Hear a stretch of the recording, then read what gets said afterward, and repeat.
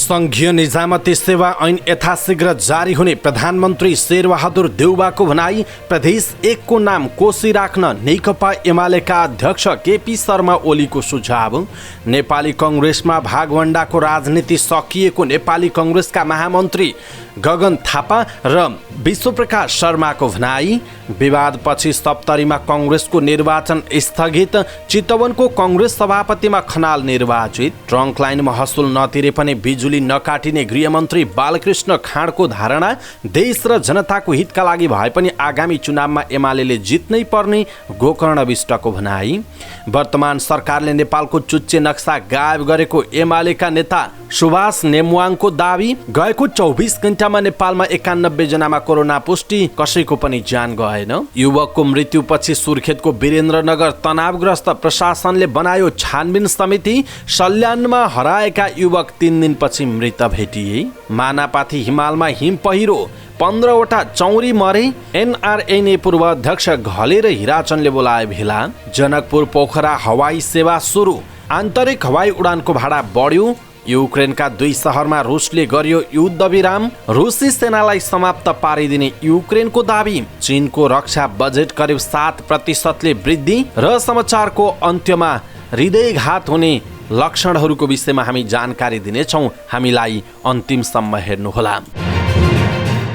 दर्शक महानुभाव नमस्कार। समाचारपाटी.com को न्यूज बुलेटिनमा यहाँलाई हार्दिक स्वागत छ। म प्रहलाद चन्द्र घिमिरे। सदाको झैँ आज पनि हामी उपस्थित भएका छौँ आजका महत्त्वपूर्ण समाचारहरू, ब्रेकिङ न्यूज अपडेटहरू लिएर। हामीलाई अन्तिमसम्म हेर्नुहोला अनि हाम्रो मेहनतका लागि यो भिडियोमा एउटा लाइक अवश्य गर्नुहोला।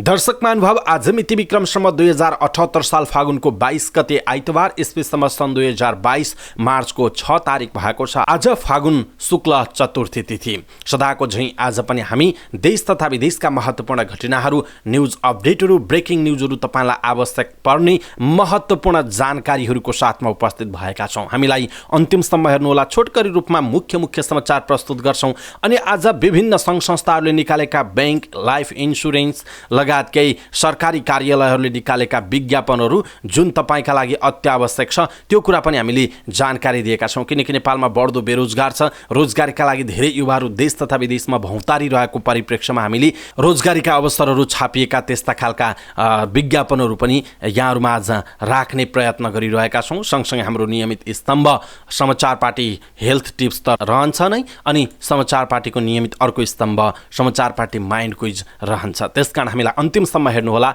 अनि हाम्रो यो मेहनत, हाम्रो यो प्रयास तपाईँलाई कस्तो लागिरहेको छ आफ्नो कुराहरू तलको कमेन्ट बक्समा कमेन्ट गर्नुहोला। पलपलको न्युज अपडेटका लागि हाम्रो च्यानललाई सब्सक्राइब गर्नुभएको छैन भने सब्सक्राइब गर्नुहोस् अनि नजिकै आउने बेल आइकनलाई क्लिक गर्नुहोला। कहाँबाट हेर्दै हुनुहुन्छ, कस्तो लाग्दैछ त्यो कुराहरू पनि तलको कमेन्ट बक्समा कमेन्ट गर्नुहोला। यस्तै महत्त्वपूर्ण अनि ताजा समाचारहरू हेर्नका लागि, पढ्नका लागि तपाईँले हाम्रो वेबसाइट www.समाचारपाटी.com चाहिँ लगइन गर्न नबिर्सिनुहोला। आउनुहोस् दर्शक महानुभाव, आजका महत्त्वपूर्ण समाचार सुरु गरौँ। संघीय निजामती सेवा ऐन यथाशीघ्र जारी हुने प्रधानमन्त्री शेरबहादुर देउवाको प्रतिबद्धताको समाचारबाट। प्रधानमन्त्री शेरबहादुर देउवाले संघीय निजामती सेवा ऐनलाई यथाशीघ्र जारी गर्ने र कर्मचारी समायोजनको क्रममा देखिएका समस्या समाधान गर्ने प्रतिबद्धता व्यक्त गर्नुभएको छ। नेपाली कङ्ग्रेस निकट नेपाल कर्मचारी युनियनको अधिवेशनलाई काठमाडौँमा सम्बोधन गर्दै प्रधानमन्त्री देउवाले उक्त प्रतिबद्धता जनाउनु भएको हो। उहाँले भन्नुभयो, संघीय निजामती सेवा ऐनलाई यथाशीघ्र जारी गरी निजामती सेवालाई व्यवस्थित गर्न सरकार क्रियाशील रहेको छ उहाँको भनाइ छ। प्रधानमन्त्री देउवाले मुलुक संघीय संरचनामा गएपछि कर्मचारी समायोजन गर्दा देखिएका समस्या पनि समाधान गर्ने प्रतिबद्धता व्यक्त गर्नुभएको छ। त्यसअघि नेपाल निजामती कर्मचारी युनियनका अध्यक्ष गोपाल प्रसाद पोखरेलले संघीय निजामती सेवा ऐन छिटो जारी गर्न र कर्मचारी समायोजनको क्रममा देखिएका समस्या समाधान गर्न ध्यानाकर्षण गराउनु भएको थियो। नेकपा एमालेका अध्यक्ष केपी शर्मा ओलीले प्रदेश नम्बर 1 को नाम कोशी राख्दा उपयुक्त हुने सुझाव दिनुभएको छ। प्रेस चौतारी नेपाल प्रदेश 1 को बिर्ता मोडमा आयोजित प्रथम अधिवेशनलाई सम्बोधन गर्दै उहाँले मानव सभ्यता भन्दा अघिदेखि नै कोशी नदीको उत्पत्ति भएका कारण प्रदेश 1 को नाम कोशी प्रदेश राख्दा उपयुक्त हुने सुझाव दिनुभएको हो। उहाँले अर्को प्रसङ्गमा नेपाली कङ्ग्रेस एमालेसँग लड्ने 5 घटक मध्ये भएको टिप्पणी गर्नुभयो। वर्तमान गठबन्धन मध्येका कसैले पनि आउँदो चुनावमा एमालेसँग एक्लै मैदान संविधानमा आउने आँट नगरेको उल्लेख गर्दै अध्यक्ष ओलीले लोकतन्त्रका निम्ति लामो सङ्घर्ष गरेको कांग्रेसले दक्षिणपन्थीको बैशाखी टेक्नु दुःखद भएको आरोप समेत लगाउनु भएको छ। दर्शक महानुभाव, प्रदेश 1 को नाम कोशी राख्न केपी शर्मा ओलीले दिएको सुझावप्रति तपाईको धारणा के आफ्नो धारणा तलको कमेन्ट बक्समा कमेन्ट गर्नुहोला। नेपाली कांग्रेसका महामन्त्री द्वय गगन थापा र विश्वप्रकाश शर्माले पार्टीमा गुटगत राजनीति कम हुँदै गएको बताउनुभयो। कांग्रेसको स्वेच्छुक संस्था निजामती कर्मचारी युनियनको 8औं अधिवेशनमा बोल्ने क्रममा थापा र शर्माले पार्टी एकजुट रहेको बताउनुभयो। उहाँहरूले पार्टीभित्र भागभण्डाको राजनीति अन्त्य भएको, मिलेनियम च्यालेन्ज कम्प्याक्ट MCC संसदबाट पारित गर्ने कुरामा पार्टी एक ढिक्का भएको र आगामी निर्वाचनका लागि कटिबद्ध हुनुले पार्टी एकजुट भएको सन्देश प्रवाह गरेको धारणा व्यक्त गर्नुभयो। महामन्त्री थापाले पछि पार्टीलाई 100% विधिसङ्गत तरिकाले सञ्चालन गर्ने प्रयास भइरहेको पनि बताउनुभयो। महाधिवेशनमा प्रतिस्पर्धा हुनु स्वाभाविक रहेको र त्यसपछि पार्टीलाई विधि र पद्धति अनुसार सञ्चालन गर्न सबै एक ठाउँमा आएको पनि उहाँले दाबी गर्नुभयो। अर्का महामन्त्री शर्माले पार्टी सम्पूर्ण रूपमा एकताबद्ध रहेको दाबी गर्नुभएको छ। पूर्व प्रधानमन्त्री केपी शर्मा ओलीले प्रतिनिधि सभामा 2/3 नजिक बहुमत भए पनि MCC पारित गर्न नसकेको भन्दै महामन्त्री शर्माले जनताको भरोसा कांग्रेसतिर रहेकाले अहिले पारित भएको दाबी गर्नुभयो। नेपाली कांग्रेस सप्तरी जिल्ला समितिको निर्वाचनमा विवाद भएपछि मतदान स्थगित गरिएको छ। रोपनी गाउँपालिका स्थित औद्योगिक क्षेत्रमा भएको निर्वाचनमा विवाद बढ्दै गएर हात हालहालकै स्थिति आएपछि मतदान स्थगित गरिएको हो। करिब 600 मत खसेपछि विवाद भएको बताइएको छ। संस्थापन पक्षका कार्यकर्ताले नक्कली मतदाता पठाएर मत हाल्न लगाएको भन्दै संस्थापन इतर समूहले मतदानमा रोक लगाउन भनेपछि विवाद भएको हो। विवादका क्रममा केही मतपत्र च्यातिएको छ। नेपाली कांग्रेस चितवनको सभापतिमा राजेश्वर खनाल निर्वाचित हुनुभएको छ। जारी अधिवेशनको दोस्रो चरणको निर्वाचनमा दोस्रो मत प्राप्त गर्ने मिलनबाबु श्रेष्ठले खनाललाई समर्थन गरेपछि उहाँ स्वतः निर्वाचित हुनुभएको हो। पहिलो चरणको निर्वाचनमा कुनै पनि उम्मेदवारले 51% मत ल्याउन नसकेपछि शनिबार दोस्रो चरणको मतदान हुने कार्यक्रम तय भएको थियो। पहिलो चरणको निर्वाचनमा सर्वाधिक मत प्राप्त गर्नुभएका खनाल र श्रेष्ठबीच दोस्रो चरणको निर्वाचन हुने भनिए पनि श्रेष्ठले खनाल समर्थन गर्नुभयो। पहिलो चरणमा खनालले सर्वाधिक 746 मत प्राप्त गर्नुभयो। त्यस्तै श्रेष्ठले 662 मत, उत्तम जोशीले 473 मत र कैलाश कोइरालाले 412 मत अनि प्राध्यापक डाक्टर सूर्यकान्त घिमिरेले 426 मत प्राप्त गर्नुभएको थियो। अन्य पदको मतगणना बाँकी रहेको बताइएको छ।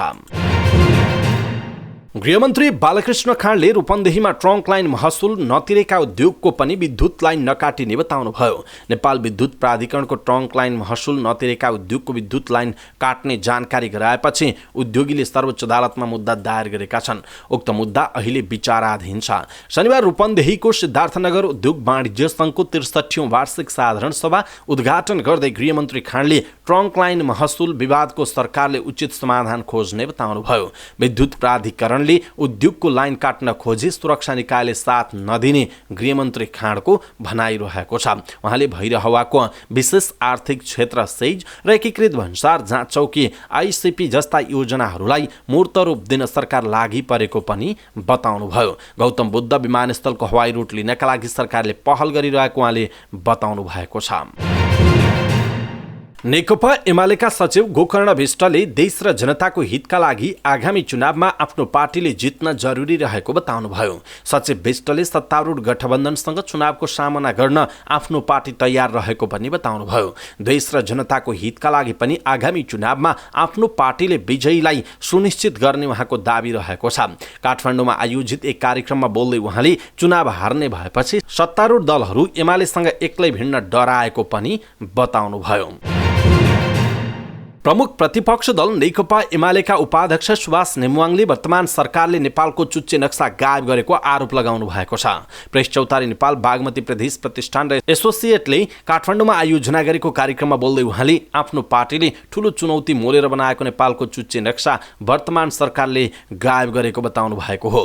प्रधानमन्त्री शेरबहादुर देउवाले आफैले सार्वजनिक गरेको 100 दिनको कार्यक्रमबाट समेत गायब बनाएको भन्दै नेमुवाङले आक्रोश पोख्नु भएको छ। संविधान सभाका अध्यक्ष समेत रहनुभएका उपाध्यक्ष नेमुवाङले सत्तारूढ दलहरू भित्रभित्रै पालिकाको चुनावपछि धकेल्ने खेलमा लागि परेको आरोप समेत लगाउनुभयो। गएको 24 घण्टामा नेपालमा 91 जनामा कोरोना भाइरस कोभिड-19 को संक्रमण पुष्टि भएको छ। पीसीआर र एन्टिजेन गरी 6220 जनाको नमुना परीक्षण गरेकोमा 91 जनामा कोरोना संक्रमण पुष्टि भएको स्वास्थ्य तथा जनसङ्ख्या मन्त्रालयले जनाएको छ। कोरोना भाइरसको तेस्रो लहर सुरु भएपछि दैनिक विवरण अनुसार संक्रमण पुष्टि हुनेको संख्या पहिलो पटक 100 भन्दा तल झरेको हो।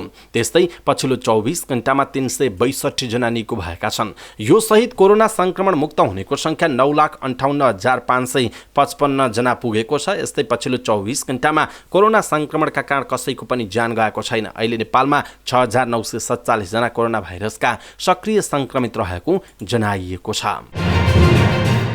कालीकोटका एक युवकको सुर्खेतमा मृत्यु भएपछि आक्रोशित आफन्तजन र प्रहरी बीच झडप भएको छ।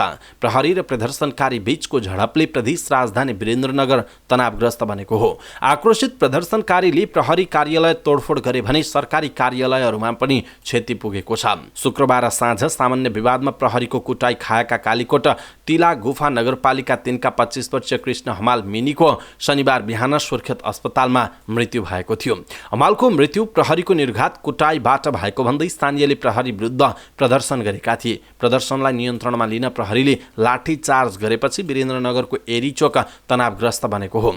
परिवार आफन्त सहित प्रदर्शनकारीले प्रहरीको निर्घात कुटपिटबाट हमालको मृत्यु भएको भन्दै दोषी पहिचान गरेर कारबाही गर्नुपर्ने माग गरेका छन्। आन्दोलन हिंसात्मक बन्ने खतराले बजारका चोकचोकमा ठूलो संख्यामा सुरक्षाकर्मी खटाइएको छ। बाँकेको नेपालगञ्जबाट शुक्रबार राति भे1 922 नम्बरको ट्रकमा सुर्खेत आउँदै गर्दा हमाल ट्रक चालक र सहचालकलाई सुब्बा कुना प्रहरी पोस्टले मादक पदार्थ सेवन गरेको भन्दै नियन्त्रणमा लिएको थियो। तीमध्ये हमालको मृत्यु भएपछि स्थानीय आन्दोलनमा उत्रिएका हुन्। हमाललाई मादक पदार्थ सेवन गरे नगरेको जाँच गर्न सुर्खेत अस्पतालमा लैजाँदा मृत्यु भएको प्रहरीको दाबी छ। तर अस्पतालले भने घटनाबारे एक विज्ञप्ति जारी गर्दै मृत्यु भइसकेको अवस्थामा हमाललाई अस्पताल ल्याइएको जनाएको छ। जिल्ला प्रहरी कार्यालयका प्रवक्ता डीएसपी रामप्रसाद घरतीले घटनाबारे थप अनुसन्धान भइरहेको बताइएको छ। यसैबीच जिल्ला प्रशासन कार्यालय सुर्खेतले हमालको मृत्युको घटनामा छानबिन गर्न छानबिन समिति गठन गरेको छ। दर्शक महानुभाव, यो घटनाप्रति यदि तपाईँ त्यही आसपासको हुनुहुन्छ, घटनासँग प्रत्यक्ष संलग्न हुनुहुन्छ भने तपाईँलाई यो घटनाप्रति के लाग्छ र कतिपय तपाईँहरू विदेश हुनुहुन्छ अथवा अन्य ठाउँबाट हामीलाई हेरिरहनु भएको छ। यो समाचारहरू तपाईले हरेक मिडियाहरूमा आइरहेको छ। आफूले पनि विश्लेषण गर्नु भएको होला। के लाग्छ तपाईलाई आफ्नो कुरा तलको कमेन्ट बक्समा कमेन्ट गर्नुहोला। सल्यानमा गएको बुधबारबाट हराइरहेका एक व्यक्ति 3 दिनपछि मृत अवस्थामा फेला परेका छन्। कपुरकोट गाउँपालिका 2 भकमका 64 वर्षीय मेवालाल नेपाली शनिबार बिहान नजिकैको जंगलमा मृत अवस्थामा फेला परेको जिल्ला प्रहरी कार्यालय सल्यानका प्रहरी नायब निरीक्षक अर्जुन पौडेलले जानकारी दिनुभयो। मृतक नेपाली बुधबार घरबाट बाँस काट्न भन्दै जंगलतिर निस्किएका थिए, तर बेलुकीसम्म घर नआएपछि आफन्तले खोजी गरिदिन भन्दै प्रहरीलाई खबर गरेका थिए। प्रहरीले उनको खोजी गर्ने क्रममा हराएको 3 दिन पछि शनिबार मृत अवस्थामा फेला पारेको बताइएको छ। बाँस काट्न जाने क्रममा लडेर मृत्यु भएको हुन सक्ने प्रहरीले अनुमान गरेको छ। मृतकको शव पोस्टमार्टमका लागि जिल्ला अस्पताल सल्यानमा राखिएको छ। घटनाबारे थप अनुसन्धान भइरहेको प्रहरीले जनाएको छ। म्याग्दीको मानापाथी टुक्चे पिक हिमालबाट शनिबार बिहान 3 बजे छिप्लुङ खड्कमा खसेको हिम पहिरोमा मुस्ताङको थासाङ गाउँपालिका 2 कोवाङ्की सुशीला गौचनका 15 चौरी मरेका छन्। सुशीला र अर्का किसान नरप्रसाद गौचनका गरी अन्य 10 चौरी हराएको बताइएको छ। हिउँदमा तल नाउरीकोट र बोक्सी खोला क्षेत्र झारिएका चौरीलाई फागुन दोस्रो साता मात्र माथि चरण खड्कतर्फ लगिएको थियो। मानापाथी हिमाल मुनिका सरी, ह्याङलिङ, छिप्लिङ, पड्की, हेपिम र हुम्लुङ चरण खड्कमा बारम्बार हिम पहिरो खस्ने गरेको छ। मुली खड्क र ह्याङलिङ चरण खड्कको बीचमा ठूलो मानापाथी ग्लेसियर बग्दै तल डिलमा झुन्डिएको अवस्थामा छ। बस्ती नजिकको चरण खड्क भएकाले चौरीसँग गोठ र गोठाला थिएनन्। 1-2 दिनमा गोठाला जाने, चौरी बटुलेर तल खड्कमा छाड्ने र घर फर्कने गरिन्थ्यो। यसअघि कार्तिक तेस्रो साता पनि मानापाथी हिमालबाट झरेको हिम पहिरो पछि कोवाङ स्थित अमरसिंह माध्यमिक विद्यालयका विद्यार्थी भागदौड गर्दा 9 जना शिक्षक विद्यार्थी घाइते भएका थिए। सोही हिम पहिरोमा परि नाउरीकोटका सकेन्द्र गौचन र भीम थकालीका गरी 21 याक नाक मरेको जनाइएको छ।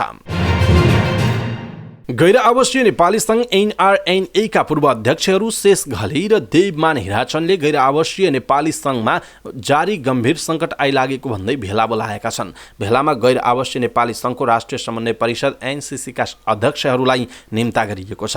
गत मार्च 2 मा विधान विपरीत बोलाइएको अन्तर्राष्ट्रिय समन्वय परिषद ICC को बैठकले संरक्षक परिषद र उच्च स्तरीय समिति विघटन गर्ने तथा 70% सदस्यहरू रहेका अमेरिका, UK, अस्ट्रेलिया, क्यानाडा र जापानका NCCहरू भङ्ग गरी पुनर्गठन गर्ने निर्णय गरेपछि संस्थाका प्रमुख संरक्षक पनि रहेका डाक्टर घली र संरक्षक हिराचनले बैठक बोलाएका हुन्। NRNA को नेतृत्व भनी विवाद समाधानका लागि दिएका सुझाव पालना नगर्ने, सहमतिका आधारमा 10औं महाधिवेशन नगर्ने र संस्था कब्जा गर्ने अभियानमा केन्द्रित रहेको उनीहरूको भनाइरहेको छ।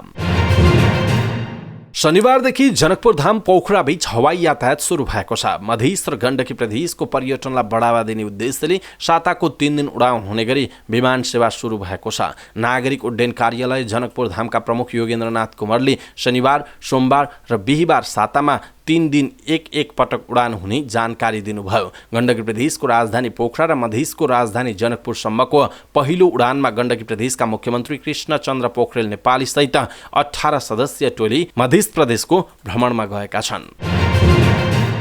आन्तरिक हवाई उडानको भाडा बढेको छ। नेपाल आयल निगमले आन्तरिक हवाई इन्धनको भाउ बढाएपछि उडान कम्पनीहरूले पनि भाडा बढाएका हुन्। आजदेखि लागू हुने गरी इन्धन शुल्क बढेको र भाडामा पनि वृद्धि भएको यति एयरलाइन्सका प्रवक्ता सुदर्शन भर्तेौलाले जानकारी दिनुभएको छ। सबैभन्दा धेरै विराटनगर नेपालगञ्ज रुटको भाडा 540 रुपियाँले बढेको छ। यस्तै काठमाडौँ धनगढीको भाडा 445 रुपियाँ बढेको छ। यस्तै काठमाडौँ भद्रपुरको 300, काठमाडौँ सुर्खेतको 345 र काठमाडौँ नेपालगञ्जको 330 रुपियाँ भाडा बढेको छ। नेपाल आयल निगमले 112 रुपियाँ 92 पैसामा खरिद गरेको आन्तरिक हवाई इन्धनमा 23 रुपियाँ 8 पैसा नाफा राखेर एयरलाइन्सहरूलाई बेच्दै आएको छ।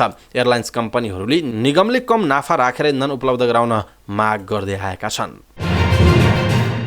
युक्रेनमाथि रुसी आक्रमण सुरु भएको 10औं दिन रसियाको रक्षा मन्त्रालयले युक्रेनको 2 शहरमा युद्धविराम घोषणा गरेको छ। दक्षिण पूर्वी शहर मरियुपोल र भोल्नोभाखामा शनिबार बिहानदेखि अस्थायी युद्धविराम घोषणा भएको बीबीसीले जनाएको छ। रुसी रक्षा मन्त्रालयले मानवीय सहयोगका लागि युद्धविराम गरेको जनाएको छ। युद्धविरामको समयमा मानिसहरू सहर छाडेर जान सक्ने उसले बताएको छ। बन्दरगाह नजिकैको सहर मरियुपोलमा रसियाले धेरै दिनदेखि आक्रमण जारी राखेको थियो। त्यस्तै भोल्नोभाखामा पनि युद्ध चर्किएको थियो। 2 शहरमा युद्धविराम भएको युक्रेन पक्षले पुष्टि गरेको छ।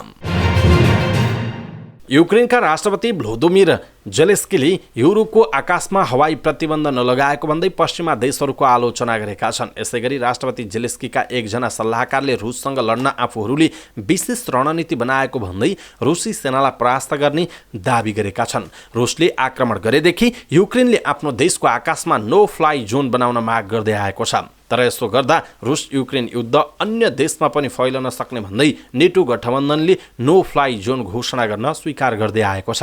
यसप्रति युक्रेनका राष्ट्रपति जेलेस्कीले आक्रोश प्रकट गरेका छन्। एक भिडियो सन्देश मार्फत युक्रेनी जनतालाई सम्बोधन गर्ने क्रममा उनले नो फ्लाइ जोन लागू नगर्दा युक्रेनमा रुस थप आक्रमक बन्दै जाने उल्लेख गरेका छन्। साथै उनले युक्रेनमा आक्रमण गर्न पश्चिमा देशहरूले रुसलाई लाइसेन्स दिएको भन्दै आक्रोश व्यक्त गरेका छन्। राजधानी कियेभबाट जारी भिडियो सन्देशमा जेलेस्कीले भनेका छन्, आज नेटो गठबन्धनको नेतृत्वले नो फ्लाइ जोन लागू गर्न अस्वीकार गरेर रुसलाई युक्रेनका शहर र गाउँहरूमा बमबारी जारी राख्न अनुमति दिएको छ। युक्रेनमा गरिएको आक्रमणको पश्चिमा देशहरूले विरोध गर्दै हतियार सहयोग गरे पनि रुसी सेनासँग लड्न आफ्ना सैनिक पनि पठाएका छैनन्। यसअघि नेटोका महासचिव एस स्टोल्टेनबर्गले युक्रेनको भयावह अवस्थाबारे थाहा हुँदाहुँदै पनि नो फ्लाइ जोन घोषणा गर्न नसकिने बताएका थिए। यसैबीच युक्रेनका राष्ट्रपतिका एक सल्लाहकार एलेक्सेई एरेस्तोभिचले रुस सेनालाई परास्त गर्ने दाबी गरेका छन्। उनले फेसबुकमा एक लामो सन्देश पोस्ट गर्दै युक्रेनी सेना र जनताको प्रतिरोधले रुसी सेनालाई समाप्त पारिदिने दाबी गरेका हुन्। चीनले सन् 2022 को रक्षा बजेट करिब 7% बढाएको छ। समाचार एजेन्सी AFPले सरकारी बजेट रिपोर्टलाई उद्धृत गर्दै चीनले 7.1% रक्षा बजेट बढाएको उल्लेख गरेको छ। समाचार अनुसार एक सरकारी बजेट रिपोर्टबाट चीन सरकारले $230 अर्ब राष्ट्रिय सुरक्षाका लागि छुट्याएको छ। यसअघि सन् 2021 मा चीनले $209 अर्ब को रक्षा बजेट पेश गरेको थियो। चीनको सरकारी अखबार ग्लोबल टाइम्सले रक्षा बजेट वृद्धिको कारणमा नकारात्मक आर्थिक विकास र सुरक्षा खतरा भनेको छ। चीनका सैन्य विशेषज्ञ फु कियानसाओले ग्लोबल टाइम्ससँग कुरा गर्दै रक्षा खर्च राष्ट्रिय अर्थव्यवस्थाको विकाससँग नजिकबाट जोडिने भएकाले सैन्य खर्च वृद्धिलाई स्वाभाविक भनेको जनाइएको छ।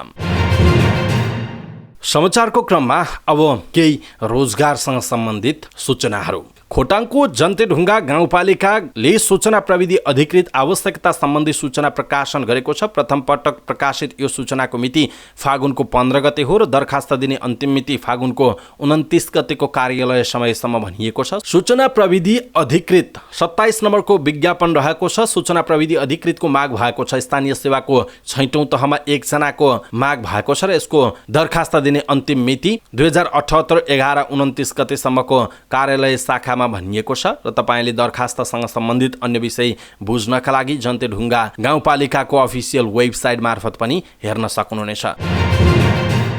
त्यस्तै गरी कर्मचारी आवश्यकता सम्बन्धी अर्को सूचना रहेको छ ज्योति लाइफ इन्सुरेन्सको। ज्योति लाइफ इन्सुरेन्सले शाखा प्रमुख मागेको छ बागमती प्रदेशका लागि र यसको कार्यस्थान टाढी चितवन क्षेत्र भनिएको छ। त्यस्तै गरी उपशाखा प्रमुख बागमती प्रदेशको लागि चनौली चितवन क्षेत्र भनिएको छ भने सेल्स एक्जिक्युटिभ बागमती प्रदेशकै टाढी चितवन क्षेत्र भनेर भनिएको छ। यसको बारेमा थप जानकारी दिनका लागि तपाईले ज्योति लाइफ इन्सुरेन्सको चाहिँ अफिसियल वेबसाइटमा गएर हेर्न सक्नुहुनेछ र यसको लागि निवेदन दिने अन्तिम मिति 2078 सालको चैतको 3 गतेसम्म रहेको छ।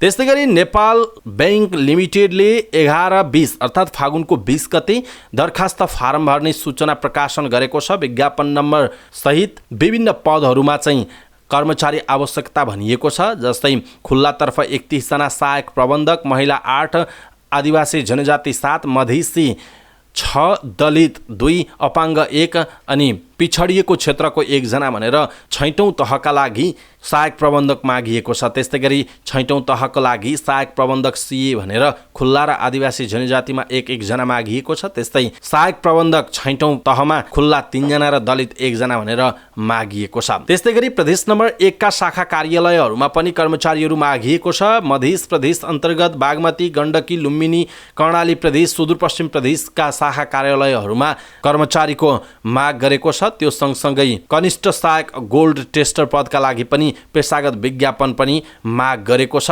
नेपाल बैंक लिमिटेडले। यहाँहरूले चाहिँ दरखास्त दिन सक्नुहुनेछ। दरखास्त दिने अन्तिम मिति भनेको 2078 साल 12-10 सम्म अर्थात् 2078 साल चैतको 10 गतेसम्म अनलाइन दरखास्त पेश गर्नुपर्ने भनेर नेपाल बैंकले भनेको छ। यसको बारेमा थप जानकारी लिनका लागि तपाईले चाहिँ नेपाल बैंक लिमिटेडको अफिसियल वेबसाइटमा गएर हेर्न सक्नुहुनेछ।